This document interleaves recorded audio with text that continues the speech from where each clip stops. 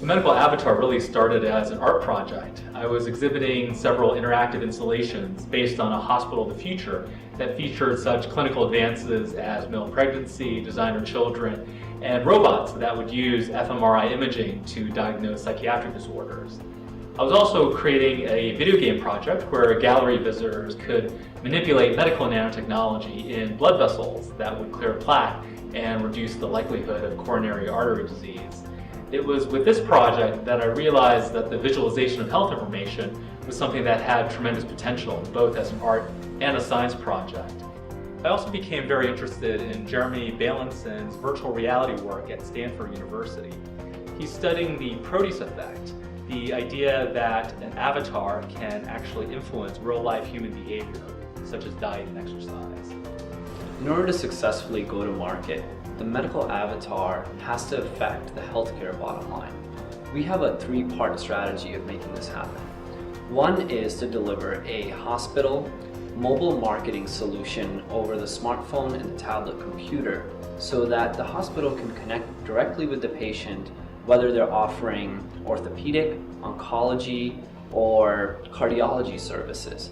This way the patient can find the provider, make an appointment, and it affects the hospital's bottom line directly. It's a revenue generator for them.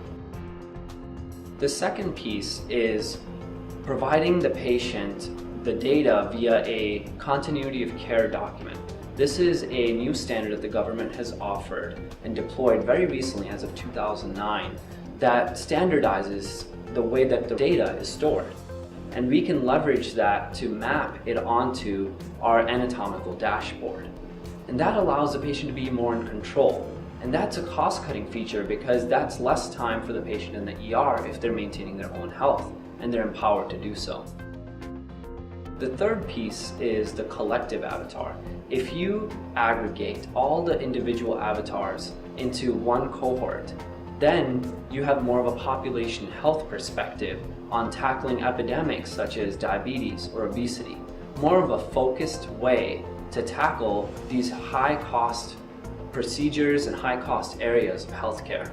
So we offer a solution to tackle it from the hospital's perspective, from the patient's perspective, as well as the population health perspective. Okay, one of the strengths of the medical avatar, both medically and aesthetically, is data visualization and its ability to allow the physician and patient to communicate more effectively.